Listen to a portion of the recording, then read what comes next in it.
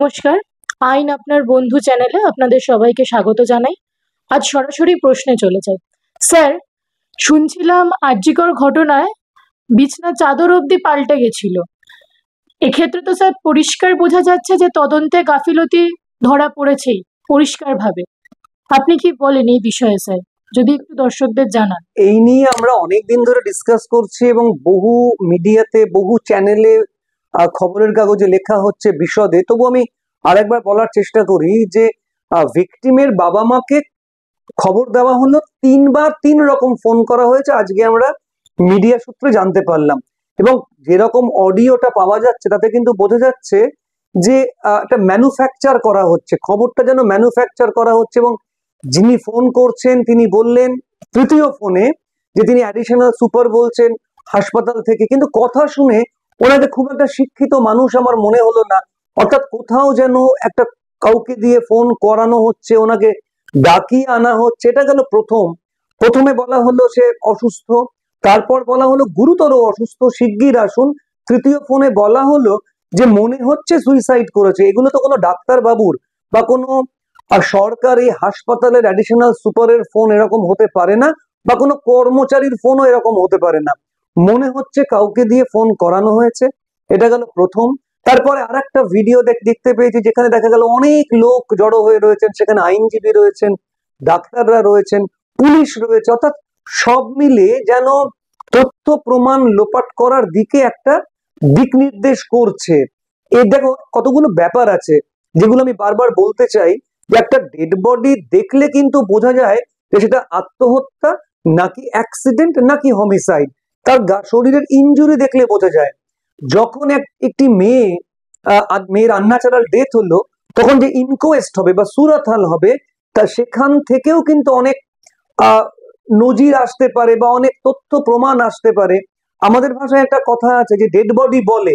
দেখো পুলিশ কি করে তদন্ত করে আগে এটা বোঝার দরকার।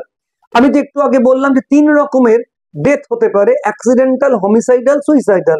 ধরা যাক একজন লোক রাস্তা দিয়ে হাঁটছে, পেছন থেকে একটা গাড়িতে ধাক্কা মারলো, এবার লোকটা যখন পড়ে যাবে তার হাতে ইনজুরি থাকবে। এগুলো হচ্ছে অ্যাক্সিডেন্টাল ডেথের ক্ষেত্রে তার হাতে ইনজুরি থাকাটা স্বাভাবিক। অর্থাৎ লোকটা বাঁচতে চাইবে, পেছন থেকে হঠাৎ আঘাত এসে চমকে গিয়ে আগেই দুটো হাত ফেলে দেবে এবং ফেলে দিলে তার হাতে ইনজুরি থাকার সম্ভাবনা। অ্যাক্সিডেন্টাল ডেথের ক্ষেত্রে ইনজুরি দেখে বোঝা যায়। এরপরে হলো সুইসাইডাল। সুইসাইডাল মানে আত্মহত্যার ক্ষেত্রে কি ধরনের ইনজুরি হতে পারে। ধরা যাক একটি মেয়ে গলায় দড়ি দিল, সেক্ষেত্রে যে লিগেচার মার্কটা হবে সেই লিগেচার মার্ক দেখেও কিন্তু বোঝা যায় যেটা আত্মহত্যার ঘটনা। এরপরে আসছে হোমিসাইডাল। হোমিসাইডাল ডেথও বিভিন্ন রকমের হতে পারে। ছুরি দিয়ে মারা হতে পারে, পিস্তল দিয়ে মারা হতে পারে, মেরে বা গলায় ফাঁস দিয়ে ঝুলিয়ে দেওয়া হতে পারে। অনেকদিন আগে আমি কলকাতা পুলিশের একজন সিনিয়র অফিসারের কাছ থেকে শুনেছিলাম যে ম্যালকম বলে একজন ক্রিমিনাল ছিল, যেটা আমি পরে আমার নিজের বইতেও লিখেছি। সাদা কালো বইটাতে আমি তাকে নিয়ে লিখেছিলাম যে তার বিশেষ একটা ট্রেডমার্ক ছিল। ট্রেডমার্কটা হচ্ছে, ধরা যাক সে পিস্তল দিয়ে কাউকে গুলি করে মারলো, তারপর সে ক্ষতস্থানটা বা ছুরি দিয়ে ঘেঁটে দেবে, যাতে করে পুলিশ ধরতে না পারে প্রাইমা ফেসি যে তার ডেথটা কিভাবে হলো। আবার সে যদি কলকাতার বাইরে খুন করতো তাহলে ডেড বডি অবভিয়াসলি নিয়ে আসতো কলকাতার মধ্যে কোনো জায়গায়। ধরা যাক কল্যাণী এক্সপ্রেসওয়ে বা বেলঘড়ি এক্সপ্রেসওয়েতে খুন হয়েছে বা সে খুন করেছে, ডেড বডি ফেলে যাবে কলকাতার মধ্যে কোথাও। আবার কলকাতার মধ্যে কোথাও খুন করলো, সে ডেড বডি নিয়ে গিয়ে ফেলতো বাইরে। এগুলো পুলিশকে ধোঁকা দেবার জন্য, যাতে পুলিশকে ভুল পথে পরিচালনা করা যায় তদন্তের ক্ষেত্রে। যে কথা বলছিলাম, ডেড বডিও কিন্তু কথা বলে। ডেড বডি দেখলে বোঝা যায়। একটি মেয়ে যখন মারা যাবে, তার আনন্যাচারাল ডেথ হবে, তখন ম্যাজিস্ট্রেরিয়াল ইনকোয়েস্ট করতেই হবে। অর্থাৎ একজন মাননীয় ম্যাজিস্ট্রেট আসবেন, তিনি ইনকোয়েস্ট করবেন। এখানে তিনি করেছেন কিনা দেখতে হবে। আশ্চর্য ব্যাপার হলো, যেটা মহামান্য সুপ্রিম কোর্ট অবাক হয়েছেন, যে মেয়েটির দাহ হয়ে যাওয়ার পরে নাকি এফআইআর হয়েছে। যখন একটি মেয়ে, সে ওই হাসপাতালের ডাক্তার ছিলেন, তিনি মারা গেছেন, তার ক্ষেত্রে কেন আনন্যাচারাল ডেথ কেস চালু হবে? এমন তো নয় যে রাস্তার ধারে একটা ডেড বডি পড়েছিল, অচেনা ডেড বডি, আনআইডেন্টিফাইড, তখন একটা আনন্যাচারাল ডেথ কেস করা মানায়। কিন্তু এখানে তো ওই হাসপাতালের একজন ডাক্তারবাবু, তার জন্য এত দেরি কেন হবে? আর একটা পয়েন্ট, ভিকটিমের মা বাবার কাছ থেকে জানতে পারছি, যখন ভিকটিমের মা বাবা বাইরে অপেক্ষা করছেন, তখন ভেতরে একটা জমায়েত করা হয়েছে। যদি তা হয় তাহলে কিন্তু স্থির নিশ্চিত যে তথ্য প্রমাণ লোপাট করার চেষ্টাই হয়েছে। তারপরে যখন মহামান্য হাইকোর্ট সিবিআই দিলেন, তার আগেই প্লেস অফ অকারেন্স বলে যেটাকে বলা হচ্ছিল সেটাতে ভাঙচুর করা হলো। তারপর 14ই আগস্ট গুন্ডা বাহিনী ঢুকে পড়লো প্লেস অফ অকারেন্স কে ভাঙচুর করবার জন্য বা সেখান থেকে তথ্য প্রমাণ লোপাট করার জন্য। এখন তো শুনছি ওটা নাকি প্লেস অফ অকারেন্সই ছিল না, তার মানে অন্য কোথাও তার মৃতদেহ পাওয়া গেছে বা তাকে খুন করা হয়েছে, নিয়ে আসা হয়েছে আর এক জায়গায়। যারা নিয়ে এসেছেন তারা কিন্তু দায়িত্ব এড়াতে পারেন না। অনেকে বলছেন যে সিবিআই যেভাবে সন্দীপ ঘোষকে ডাকছেন, সন্দীপ ঘোষকে ডেকে অথচ অ্যারেস্ট করছেন না, দিনের পর দিন সন্দীপ ঘোষ সিবিআই তে যাচ্ছেন, এটা কেন? আমার যেটা ব্যক্তিগতভাবে মনে হয় যে সন্দীপ ঘোষকে স্কোপ দেওয়া হচ্ছে, কারণ এখানে অপরাধ শুধু সন্দীপ ঘোষ একা করেনি, তার সঙ্গে আরো অনেকে ছিল। যদি সেই ব্যাপারটা আনভেইল করতে হয় তাহলে কিন্তু সন্দীপ ঘোষকে বারবার জেরা করতে হবে। আমার নিস্থির ধারণা যে সম্ভবত সন্দীপ ঘোষ এখানে রাজসাক্ষী বা যেটা আইনি পরিভাষায় বলে অ্যাপ্রুভার তাকে করা হতে পারে।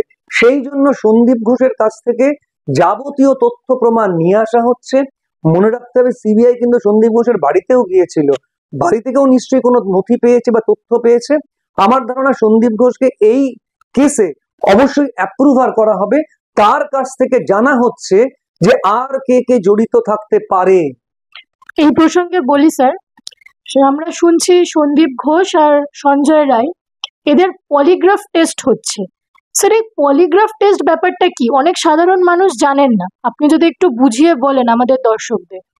দেখো, পলিগ্রাফ টেস্টটা সাধারণভাবে বলা হয় লাই ডিটেক্টর টেস্ট, অর্থাৎ পলিগ্রাফ টেস্টের মাধ্যমে ধরা হয় যে এ মিথ্যে কথা বলছে বা সত্যি কথা বলছে। পলিগ্রাফ এই কথাটাকে তুমি যদি ভাঙো, পলি শব্দর হচ্ছে মাল্টিপল মানে অনেক, আর গ্রাফ মানে একটা কাগজে একটা গ্রাফ হবে, অর্থাৎ একটা গ্রাফের মাধ্যমে ধরা হবে যে যার পলিগ্রাফ টেস্ট করা হচ্ছে সে সত্যি কথা বলছে নাকি মিথ্যে কথা বলছে। আমেরিকাতে এই ধরনের লাই ডিটেক্টর টেস্টের ব্যবহার আমরা খুব দেখেছি, এখন অবশ্য ভারতেও হচ্ছে। মূলত 3 ধরনের টেস্টের কথা আমরা আজকাল খুব শুনতে পাচ্ছি: পলিগ্রাফ টেস্ট, নার্কো অ্যানালিসিস এবং ব্রেন ম্যাপিং। প্রথমে এদের কাছ থেকে একটা সম্মতি নিতে হয়, অর্থাৎ যার পলিগ্রাফ টেস্ট করা হবে তার কাছ থেকে কিন্তু একটা সম্মতি নিতে হয় যে তার পলিগ্রাফ টেস্ট করলে তার কোনো আপত্তি নেই। এবারে যদি কেউ বারণ করে, যদি কেউ বলে যে না আমার পলিগ্রাফ টেস্ট আমি করতে দেব না, তাহলে আমাদের আইনি পরিভাষায় বলে অ্যাডভার্স প্রিজাম্পশন, অর্থাৎ যদি সে পলিগ্রাফ টেস্ট করতে না দেয় তখন ধরে নেওয়া হবে নিশ্চয়ই কোনো কারণ আছে এবং সেই কারণটা এর বিরুদ্ধে যাবে। আবার এটাও ঠিক, পলিগ্রাফ টেস্টকে বলা হয় মানবাধিকার বিরোধী। সংবিধানের 20-3 অনুচ্ছেদে বলা হচ্ছে যে তোমার যে রাইট, তোমার যে ব্যক্তিগত অধিকার রয়েছে সেটার এটা ভঙ্গ হবে, কারণ তোমাকে দিয়ে তোমার বিরুদ্ধে কথা বলানো হবে, যেটা কিন্তু আমাদের ক্রিমিনাল জুরিসপ্রুডেন্সেও বিরোধী। অর্থাৎ একজন মানুষকে তার বিরুদ্ধে কথা বলতে কখনো বাধ্য করা যায় না। পলিগ্রাফ টেস্টের মাধ্যমে, ওই যে বললাম লাই ডিটেক্টর টেস্ট, দেখা হয় যে যখন যে প্রশ্নগুলো তাকে করা হবে সেই প্রশ্নের উত্তর দেবার সময় তার পালস রেট কেমন যাচ্ছে, তার শ্বাস প্রশ্বাস দ্রুত হচ্ছে কিনা। অর্থাৎ দেখা হয় একটা মানুষ যখন সত্যি কথা বলছে, ধরা যাক সন্দীপ ঘোষের উদাহরণ টেনেই বলি, সন্দীপ ঘোষকে জিজ্ঞাসা করা হলো আপনার নাম কি, যখন সে বলবে সন্দীপ ঘোষ তখন তার পালস রেট কিরকম থাকবে, তার শ্বাস প্রশ্বাস কিরকম থাকবে, তার শরীরের বিভিন্ন অঙ্গ প্রত্যঙ্গের মুভমেন্ট কেমন থাকবে। আবার যখন তাকে জিজ্ঞাসা করা হবে তুমি কি খুন করেছো, যদি সে খুন করে থাকে, মিথ্যে কথা বলতে যায়, তখন তার পালস রেট বেড়ে যাবে, তার শ্বাস প্রশ্বাস বেড়ে যাবে, তার শরীরের অঙ্গ প্রত্যঙ্গের মুভমেন্ট, বিভিন্ন অঙ্গ প্রত্যঙ্গের মুভমেন্টটা বেড়ে যাবে, হাঁটু কাঁপতে থাকবে, হাত কাঁপতে থাকবে। এইভাবে টেস্ট করা হয় এবং গ্রাফের মাধ্যমে টেস্ট করা হয়। তবে এখানে একটা মজা আছে, যদি সত্যি সত্যি সন্দীপ ঘোষ একজন অপরাধী হয় এবং সে গত 5 দিন বা আজকে নিয়ে হয়তো 6 দিন সে সিবিআই এর দুধে গোয়েন্দাদের প্রশ্নের সম্মুখীন হলো এবং সে ভালোভাবেই সে প্রশ্নগুলো উতরে গেল, তাহলে তার কাছ থেকে কিন্তু পলিগ্রাফ টেস্টেও খুব বেশি কিছু পাওয়া যাবে না বলে আমার ব্যক্তিগত মত। আর একটা কথা আছে যে পলিগ্রাফ টেস্ট তো প্রামাণ্য নয়, পলিগ্রাফ টেস্টের মাধ্যমেই কে ধরে নেওয়া হবে এই খুনিটা কিন্তু নয়।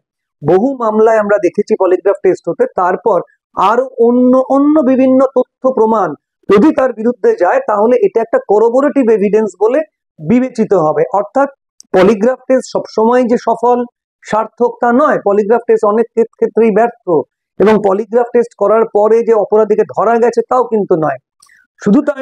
শুধু যে সন্দীপ ঘোষ বা সঞ্জয় রায়ের পলিগ্রাফ টেস্ট হয়েছে তা নয়, আমি শুনলাম আরো নাকি অনেকের হয়েছে, কিন্তু পলিগ্রাফ টেস্টটাই প্রামাণ্য নয়।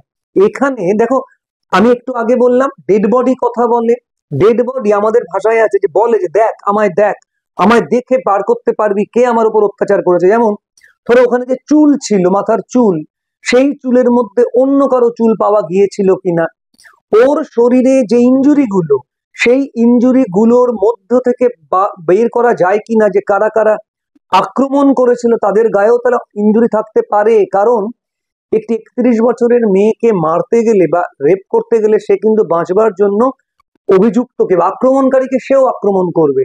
কাজেই তার নখের মধ্যে আক্রমণকারীর শরীরে টিস্যু আসতে পারে, থাকতে পারে। কাজেই ওই নেইল ক্লিপিং, ভিকটিমের নেইল ক্লিপিং ফরেনসিক সায়েন্স ল্যাবরেটরিতে পাঠাতে হয়। যদি দেখা যায় আক্রমণকারী টিস্যুর সঙ্গে ওর নখে থাকা টিস্যু মিলে গেল বা ডিএনএ প্রোফাইল ম্যাচ করলো, তাহলে কিন্তু ধরা যায় যে কারা খুন করেছে। অর্থাৎ আক্রমণকারী যারা এখানে হবেন তাদের শরীরে কিন্তু ইনজুরি থাকার সম্ভাবনা, কাজে আক্রমণকারীদের দ্রুত ধরতে হবে। এটা গেল এক। নাম্বার 2, যে ফোনগুলো গিয়েছে ভিকটিমের পরিবারের কাছে, কাদের ফোন থেকে গেল সেটা ধরাও তো খুব একটা কঠিন নয়।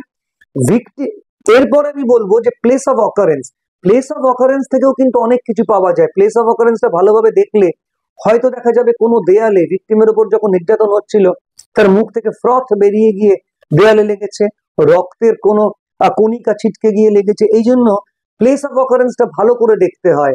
প্লেস অফ অকারেন্সে কারো জামার বোতাম পাওয়া যেতে পারে, কারো জামার কোনো ছেঁড়া অংশ থাকতে পারে, এগুলো খুঁজে দেখা হয়েছে কি। শুধু তাই নয়, আমরা বলি প্লেস অফ অকারেন্সকে কর্ডন করে দিতে হয়, এবং কর্ডন করে ওই জায়গাটাকে বলে x mark on the spot, যেখানে মেয়েটির শরীর পাওয়া গিয়েছে। যে কোনো মৃত ব্যক্তির শরীর যেখানে পাওয়া যায় সেই জায়গাটাকে মার্ক করে রাখতে হয়, সেটাকে আইনি পরিভাষায় বলে x mark on the spot. এই এক্স মার্কটাকে কর্ডন করে রাখতে হয়। সেখানে আর কার কার ফুটপ্রিন্ট পাওয়া গেল, কার কার হাতের ছাপ পাওয়া গেল, ফিঙ্গারপ্রিন্ট পাওয়া গেল। কাজে ফরেনসিক সায়েন্স ল্যাবরেটরি থেকে এক্সপার্টদের ভূমিকা এখানে অত্যন্ত গুরুত্বপূর্ণ।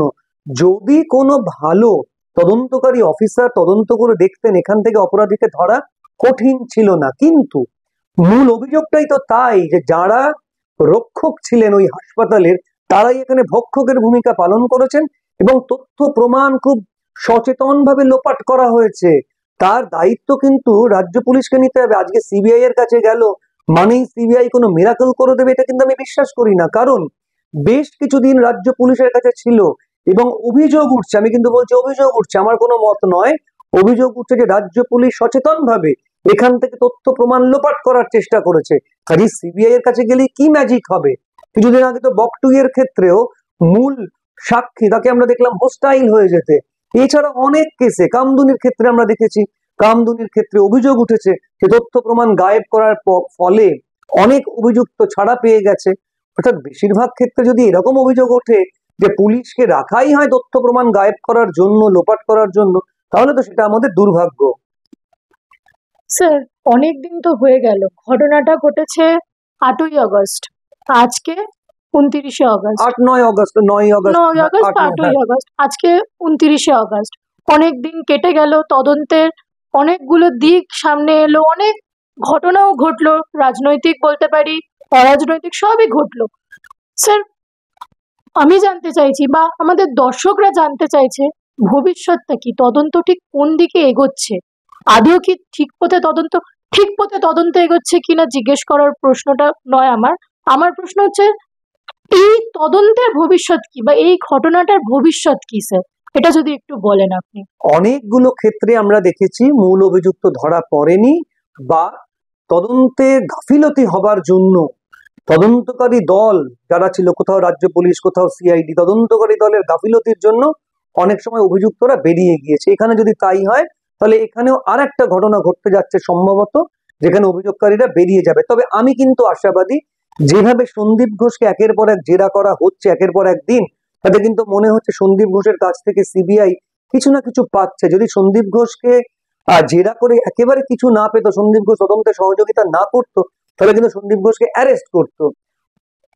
আর একটা কথা আমি একটু আগে বললাম যে যদি সন্দীপ ঘোষ অ্যাপ্রুভার হয়ে যায়, রাজসাক্ষী এখানে হয়ে যায়, তাহলে কিন্তু তদন্ত থেকে অনেক বেশি কিছু পাওয়া যাবে। এমনকি আমরা যা ভাবতে পারছি না তেমন তথ্য পাওয়া যেতে পারে। কিন্তু এটা ঠিক প্লেস অফ অকারেন্স যদি সরিয়ে ফেলা হয়, সেখান থেকে তথ্য প্রমাণ গায়েব করা হয়, যদি মেয়েটি যে অবস্থায় ছিল সেই অবস্থা থেকে তাকে সরিয়ে দেওয়া হয়, তার শরীরের থেকে যে তথ্য প্রমাণ পাওয়া সম্ভব ছিল সেগুলিকে সরিয়ে দেওয়া হয়, তাহলে কিন্তু এর রহস্যও কিন্তু রহস্যই থেকে যাবে। ওই নো ওয়ান কিল্ড জেসিকার মতো নো ওয়ান কিল্ড অভয়া বা নো ওয়ান কিল্ড তিলোত্তমা হবে। ঠিক যেরকম কামদুনির ক্ষেত্রে প্রশ্ন উঠেছিল যে no one killed victim of Kamduni, ঠিক সেরকমই না একটা হয়ে যায়। একটার পর একটা ক্ষেত্রে কিন্তু আমরা দেখেছি পুলিশের বিরুদ্ধে অভিযোগ উঠেছে যে পুলিশ যে পরিশ্রম করছে তদন্তর তথ্য প্রমাণ লোপাট করার জন্য, সেই পরিশ্রম যদি তারা করতো অপরাধীদের ধরবার জন্য, তাহলে অনেক সহজে কিন্তু অপরাধীদের ধরতে পারতো। আমি বললাম এটা অভিযোগ উঠছে, মিডিয়াতে বলছে, খবরের কাগজে বলছে, সাধারণ মানুষ বলছে, আমার ব্যক্তিগত মত নয়। ধন্যবাদ স্যার, অনেক কিছু জানলাম আমরা।